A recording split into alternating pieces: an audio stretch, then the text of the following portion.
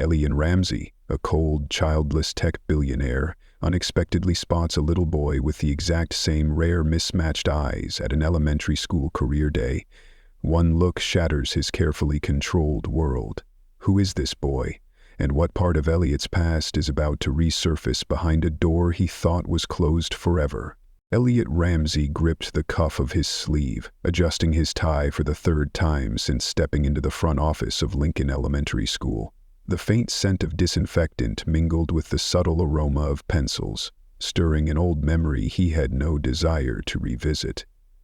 Crayon-drawn pictures scribbled along the hallway, stick figures holding hands under a lopsided sun, only made the place feel more like a faded envelope, sealing away a distant childhood he'd tried to forget. "Just 1 hour," his assistant had said. "A career day at my niece's school. You go, say a few words about creativity, about perseverance, wave to the kids. Done before your lunch meeting." He didn't like speaking to crowds. He liked it even less in a gymnasium. A room full of creaky folding chairs and a handmade paper banner glittering with the words "Dream Big" in sequins. Elliot had sold his first company before turning 30, built a software empire from his parents' spare bedroom, and now his name was quoted in every major financial magazine. But schools, kids, not his comfort zone. A teacher with a name tag led him down the hall, chatting about the weather and the students' excitement.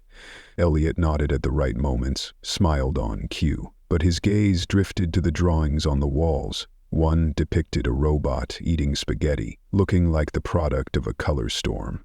The gymnasium was already buzzing with kids. Third and fourth graders sat in the front rows, legs swinging, backpacks strewn haphazardly under their chairs. Teachers lined the walls, nodding with patience stretched to its limit. Someone in a cardigan, probably the principal, handed Elliot a wireless microphone and gestured toward the makeshift stage. "Good morning," he began, his voice stiff, like he was delivering an opening line at a shareholders' meeting. "I'm Elliot Ramsey. I build software that helps people solve problems." His speech was a dry memo about failure, about entrepreneurship, about the time he nearly crashed his family's phone system over a game. The kids sat still, occasionally coughing or giggling softly. He didn't need to inspire them. He just needed to get through it. Until he saw that boy. Front row, on the left. Slightly messy hair, wearing a hoodie with a faded dinosaur print, legs crossed on the chair like he didn't care about the world. But the boy was staring at him.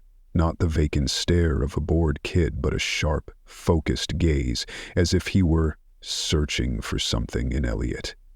Elliot faltered mid-sentence, words catching in his throat. His heartbeat skipped. That boy, those eyes, one gray, one amber, rare, just like his own. It couldn't be. It wasn't just the eyes. It was the shape of the jaw, the slight arch of the brows, the subtle tilt of the head to the left as the room fell silent, habits he'd once seen in the mirror as a child. Elliot's mouth opened, then closed. Every word evaporated. The microphone went silent. A few kids glanced around. A little girl giggled. Someone coughed faintly. Elliot stood frozen, eyes locked on the boy who was chewing the sleeve of his hoodie, his gaze still fixed on him. "I guess that's enough for today," Elliot blurted, lowering the mic, stepping off the stage, leaving confusion in his wake. No one stopped him. He pushed through the side door, out into the hallway, heart pounding, everything spun. That boy, could he possibly be his son? Elliot Ramsey sat silently in the car, the window cracked open just enough to let the breeze ease the tightness in his chest. The school faded into the distance behind him, but the boy's face clung to his mind like a memory that refused to let go. Gray eyes, amber eyes, those eyes. He'd seen them in the mirror for the first 10 years of his life. Leo. No one had said the name, but Elliot knew. He didn't need proof. One look was enough to crack open the controlled world he'd built. That night, Elliot didn't sleep. He paced back and forth in his luxurious apartment, which suddenly felt too quiet. Old images rushed back like a cold wind. Iris, the young painter with carefree, laughing eyes and hands always streaked with oil paint. She'd once told him, "Some people paint for beauty, some for truth. I can't love someone who doesn't know the difference." They'd been in love, as if the world held only the two of them, until Elliot landed his first investment and started vanishing into flights, presentations, and numbers. Iris didn't need fame, she just wanted him present. But Elliot chose the company. She left quietly, no anger, no clinging, just one final sentence he didn't dare recall clearly. "You don't know how to stay, and I can't teach you that." And now she had a child who looked like him, carved from the same mold. The next morning, Elliot returned to the school, this time without a speech, only a box of shiny new tablets, a donation, he claimed. He didn't want to cause a scene. He wanted to get close to the boy, and if possible, see Iris again. Standing outside the classroom, watching Leo hunched over his work, chewing a pencil with his legs swinging under the desk, Elliot felt something inside him soften. A strange sensation, affection, pride, and regret. But when he asked the teacher about Leo's mother, he hit a wall of silence. She only said, "She's a private person, and Leo, he has enough people looking out for him, including his father." "You mean you should check in at the office before leaving," she finished, polite but firm. Elliot understood. Iris didn't want him around.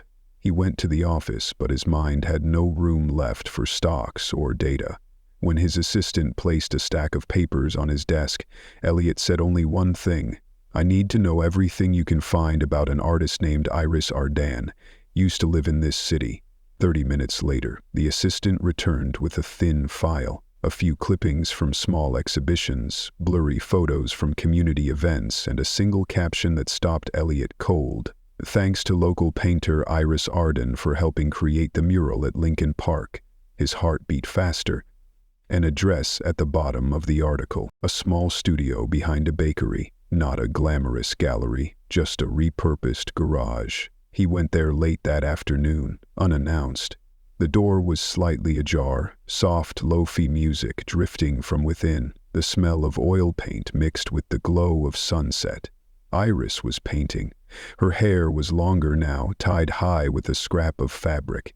Jeans with paint smeared at the knees.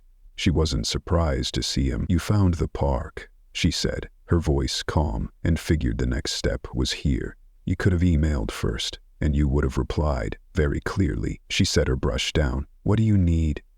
"I'm his father. You should have told me." "For what, Elliot?" Her voice was gentle but firm. "So you could send lawyers? A check?" "That's not it. You're half machine now, Elliot. The other half is data. Leo is in a PR campaign that cut deeper than any accusation." "I'm not here for fame," Elliot said softly. "I just want to understand, want to know why you didn't come to me." Iris looked up, her eyes no longer angry, just sad. "Because when I needed you most, you were in Palo Alto. I couldn't raise a kid on promises or late texts." Elliot clenched his fists. "I want to be part of his life." Iris stayed silent for a long while, then said, "It's late, Elliot, but if you really mean it, start by not disappearing again." Lincoln Elementary School on a Tuesday afternoon felt entirely different when you weren't walking in as a stranger, but as someone waiting to be forgiven. Elliot stood quietly by the iron fence, dressed in a simple jacket, holding a pale green paper bag. Inside was a trimmed sandwich and a chocolate milk carton, the kind his assistant had to visit 3 stores to find because it's the kind the kid likes. He hadn't slept much. Iris's words kept looping in his head like a stuck tape. Leo doesn't need promises, he needs presence. And here he was. The school gate opened. Students spilled out like a flock of small, colorful, noisy birds. Elliot strained his eyes, searching for those familiar two-toned eyes, his heart thumping unevenly in his chest. Then he saw him. Leo, backpack slung carelessly over one shoulder, holding a crumpled paper model of something. pants streaked with watercolor, cheeks flushed under the sunlight. He walked with a group of friends, laughing loudly at some joke, but when his gaze met Elliot's, he froze. No smile, no surprise, just observation, silent, cautious. Elliot stepped forward, lightly raising the bag. "Hi, Leo, I brought this for you." Leo frowned, his mismatched eyes narrowing. "Is it a sandwich with the crusts cut off?" Elliot blinked. No crusts cut off, but you could bite around it and leave them." The boy nodded, tilting his head as if sizing up a job candidate. "All right, acceptable for now." Elliot let out a small breath, feeling like he'd just passed a preliminary test. They sat on a bench by the soccer field. Leo munched on the sandwich while Elliot didn't know where to put his hands. He, a man who'd stood before million-dollar conferences, was now flustered in front of a 7-year-old gnawing on bread and asking, "Have you ever eaten a beetle?" The question made Elliot choke slightly. "No? Have you?" "Not yet, but I have a book that says in Mexico they eat them like snacks." He kept chewing, then asked, out of nowhere, "Are you friends with my mom?" The question hit Elliot square in the chest. He swallowed hard. "I used to be really close to your mom. Then I went away. Now I'd like to be friends again." Leo didn't look at him. He just gave a small nod, then pulled out a piece of candy and started unwrapping it. "Can I ask you something?" "Anything." "Are you rich?" Elliot laughed. "You could say pretty well off." "So, could you buy a real dinosaur?" Elliot pretended to think it over. "Depends. Do you want to live with it or just look at it?" Leo tilted his head, like he was analyzing a contract. "Just look at it. But it has to be big enough to make my friends scream." "Then, maybe it's possible." The boy giggled. That laugh struck something deep in Elliot, not because of the sound, but because of the feeling, like being invited into a small world he hadn't known he was allowed to enter. When the bell rang again, signaling the start of after-school clubs, Leo stood up, stuffing the candy wrapper into his pocket. "I gotta go, but the sandwich was good, even if I missed the crusts a little." He turned to leave, then suddenly stopped. He looked back, his eyes glinting with something hard to name. "Are you coming back?" Elliot froze, then nodded slowly. "I will, if you want me to." Leo didn't answer, but he raised his hand, making a gesture that was part wave, part goodbye, yet not entirely closed off. And Elliot knew today was the first time, but it wouldn't be the last. Elliot Ramsey stared at his wristwatch for the 12th time in less than 5 minutes. The minute hand ticked forward another notch. 9:04. The performance started at 9. The press conference unfolded ahead of him, in a glass-walled room bathed in white light, where reporters clamored with questions about a newly discovered security flaw, a scandal that could tank the stock price by 15% in hours. The COO beside him gestured for Elliot to take the podium. He stood up. Each step, dragged like an invisible cord, was tethered to his chest. "I'll be right in the middle of the stage, wearing a tree costume. Not a big tree, just tree number 2. But I'll sway meaningfully." Leo had said that yesterday, mouth half full of sandwich, hands busy gluing foam bits onto a mini stage model. The boy had never been so excited. Never trusted Elliot like he did in that moment. "Will I see you in the crowd?" "Absolutely. I'll wave if I spot you. I'll wave back." Now Elliot wasn't in that crowd. He was here, caught in a media storm, in duty, in the world he'd once placed above everything else. The meeting ended at 10:27. Elliot bolted to his car. A small box sat beside him on the seat, a gift he'd picked out for Leo, a badge with a tree on it, inscribed "Best Tree in the Galaxy," a private joke between them. He'd planned to give it to him when the boy ran up after the show, when their eyes met across the packed seats. But there was no meeting. By the time Elliot reached the school gate, the performance had ended nearly an hour ago. The lobby was empty. Deflated balloons, paper ribbons drooped like weary promises. He stepped inside, palms slick with sweat. At the end of the hall, he saw Iris. She stood with her arms crossed, shoulders slightly slumped, her gaze direct but unfocused. When she saw him, she didn't move. She just said, "You're late." I tried. Don't. Her voice wasn't loud, but colder than ever. "I don't need excuses. Neither does Leo." Elliot gripped the box in his hand as if squeezing hard enough could rewind time. "Where is he?" Iris glanced toward the side door near the sports field. "By the shed, with a classmate."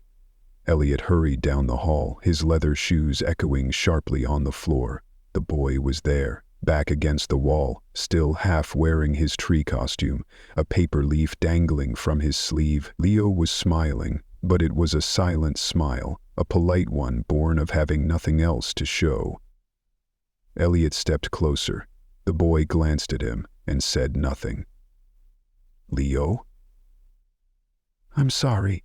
He nodded. A tiny nod, no smile, no eye contact. "I saw the video," Elliot said. "You really were the best tree." No, I wasn't," Leo cut in, voice flat. "I just swayed. Like I was told." Elliot's throat tightened. "I want to make it up to you." "You don't have to." Leo stepped back. "You don't need to buy me anything.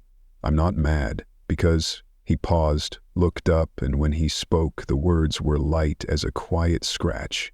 "You're not my dad." "Not really?" Elliot froze. It wasn't an angry statement. It was a truth, a cold, clear truth, uncovered by a small heart learning to shield itself. When he returned, Elliot didn't go inside. He stood on the porch, staring at the lit room where Leo sat silently on the sofa, peeling off the tree costume, socks mismatched, eyes distant. Iris stepped out, handing him Leo's scarf. "I told you, Elliot. He doesn't need promises that no one keeps." "I tried, but not enough." Silence, heavy, cold as stone. He looked down at the box in his hand, then set it on the doorstep. "You might not forgive me today, but I won't disappear." Iris didn't reply. She just closed the door. Not hard, not pained, just final. That night, Elliot opened his phone and replayed the performance video.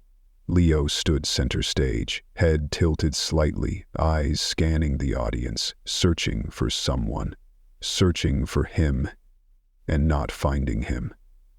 Under the stage lights, the boy swayed meaningfully as his role demanded. But Elliot could see it wasn't the movement of a tree. It was the motion of a small heart holding itself together. He turned off the video, and for the first time in years, Elliot cried. Monday morning brought an unexpected chill. In front of Lincoln Elementary School, Elliot Ramsey stood quietly under the awning, hands tucked into his coat pockets, shoulders hunching slightly whenever the wind swept through. He brought nothing with him, no gifts, no new promises, no pre-written speeches, just his presence.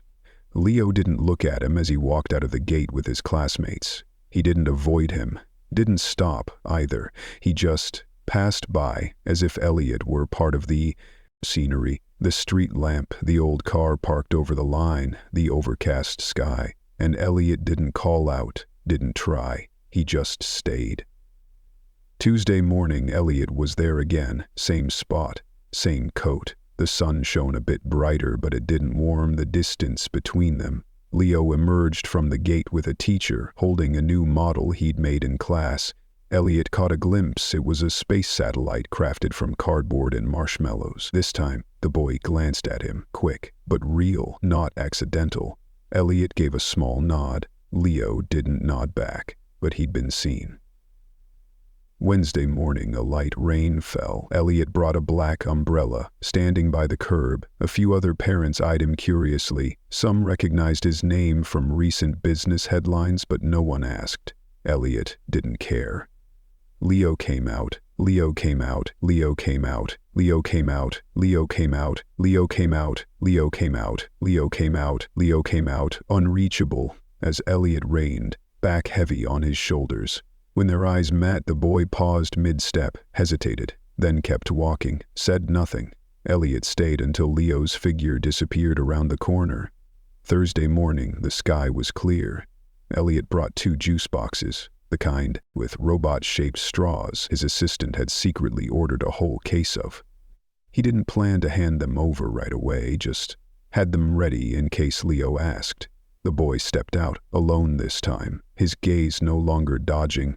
A few steps away, he muttered without looking up, "Are you going to stand here forever?"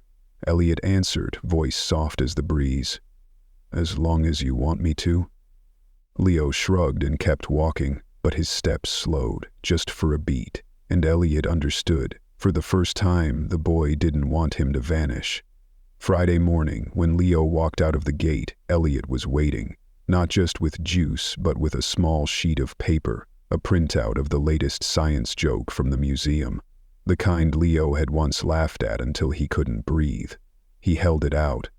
Leo looked at the paper, then at him, then asked, "Next time, will you just tell it? No need to print it?" Elliot nodded. No words needed. Leo took the paper, folded it, stuffed it into his hoodie pocket. No thanks. No smile. But, as he turned away, he hopped twice, lightly, like he was dodging an invisible puddle, and Elliot smiled. Over the weekend, Elliot didn't go to the school, but he showed up at Iris's door with a bag of fresh acrylic paints and a set of small brushes. Leo answered, "For my mom? For both of you, if you want to paint together? I only know how to draw my name, then start there." Leo took the bag, looked at him again, then gave a tiny nod, not closing the gap, but not shutting the door. That night, as Elliot sat alone on his porch, the wind rustling through the trees, he opened his phone and looked at the first photo of Leo, the one where the boy grinned wide with ice cream smeared on his cheek, taken from the video of the performance Elliot had missed, and he whispered like a promise, "This time, I'll stay. Every day, even if you don't speak, don't look, don't believe, I'll still be here, because some apologies can't be spoken with words, they can only be shown." With presence, Saturday afternoon sunlight slanted through the window, casting long golden streaks across the floor. In the small kitchen, filled with the scent of dried glue and cardboard, Elliot Ramsey sat beside Leo, both hunched over a weather model that was struggling to hold together between cotton ball clouds and a half-finished tornado made of rolled paper. "This cloud won't stick," Leo grumbled, his hands smudged with white glue. "I thought clouds were nicer than this." "Maybe it's testing you," Elliot replied, grabbing a piece of tape and lightly securing a corner of the cloud. "Like some people do." Leo glanced over, and for the first time he gave a small smile. Not big, not full, but a smile just for Elliot. After dinner, slightly salty spaghetti that Leo still polished off 2 bowls of. The boy dashed to his room, rummaged through his desk drawer, and pulled out a crumpled sheet of paper. "I made this in class. But I didn't want to show anyone yet." Elliot took it. It was a scribbled crayon drawing, its edges wrinkled. On it were 3 figures standing under a crooked tree, one with long hair, one taller with an oddly square-shaped head of hair, and the smallest one holding both their hands. Below, in wobbly capital letters, M.E., Mom, Real Dad. Elliot couldn't speak. His heart raced like it had during his first startup boardroom meeting, but this feeling, it wasn't anxiety. It was overwhelming. He looked up at Leo. The boy sat cross-legged on the floor, staring at the drawing, not at Elliot, as if it were the only ticket left for him to believe again. "You called me Real Dad," Elliot said softly. Leo shrugged, his voice blunt, like he was hiding something. "I can take it back if you make me sad." Elliot laughed, not at the words, but because they held forgiveness, awkward, conditional, but real. "I'll try not to make you sad again," he said, "because I really want to keep this spot." Leo looked at him for the first time, straight on, no dodging. "Okay, but if I build a space base, you're the one mopping the floors. Deal, but only if I get protective gear." "Oh, you will. Paper helmet and tape-glued gloves. I'm an expert." That night, after Leo had fallen asleep, Iris stepped into the living room and saw Elliot sitting alone with the drawing in his hands. He was staring at it as if it were the most precious piece of art he'd ever encountered. And maybe it was. "I used to think he'd never draw another man into his family picture," Iris said, leaning against the doorframe. I used to think I'd never get drawn in, Elliot replied. She stayed quiet for a moment, then walked over and sat beside him. The drawing's a little crooked, she said with a soft laugh, but it's got feeling. And it's real, Elliot added. For the first time, I feel like I belong. They both looked at the paper. A bent tree, a family of 3, a label, Real Dad. And in that moment, Elliot knew trust had taken root. Not because of what he'd done, but because he was still here. The afternoon in the small house on Willow Street passed slowly, as if time itself wanted to linger and savor a peace so rare in Elliot Ramsey's life. He sat at the dining table, scissors in hand, cutting scraps of green cardstock, helping Leo finish a rainforest model for school. The table was a chaos of tape, buttons, markers, and a metal spoon repurposed as a tree trunk. "Uncle Elliot," Leo piped up, eyes sparkling, "I made a glowing mushroom with foil and markers, look." "Looks real," Elliot nodded, smiling. "As long as it doesn't explode, I think it's perfect." Leo flopped onto the chair, giggling. Iris, in a shirt streaked with paint, stepped out from her studio, holding a steaming mug of tea. "Anyone here ever think an ordinary day could be this messy?" she asked, half teasing, half laughing. Elliot looked up, eyes shimmering. "No, but I used to wish it would come." After dinner, tomato spaghetti a bit heavy on the corner of the living room, coloring a new drawing, Elliot sat across from him, carefully reading over a printed draft of The Dancing Tree, a story they were writing together. A little while later, Leo looked up. "Uncle Elliot, if I were a planet, would you orbit me?" Elliot pretended to ponder seriously. "Depends if you've got gravity." Leo nodded confidently. "I do. I've even got pizza-pulling superpowers." Laughter broke out, not loud, but enough to make the living room lamp seem a little brighter. When the clock struck 9, Leo was curled up under his blanket, head resting on a spaceship-peppered pillow, still clutching a one-eared stuffed bear. Elliot leaned in, tugging the blanket back over him. He looked at the child, who'd once been a stranger, now gazing at him with familiar eyes, and whispered, "Good night, little astronaut." Leo's eyes closed, then cracked open slightly. "You know what? I think you're the only one who gets how scared I am of the toaster popping." Elliot smiled, "Because I've jumped at it too." Outside on the porch, night fell gently like a thin blanket. Iris sat beside Elliot, the two sharing a mug of hot cocoa.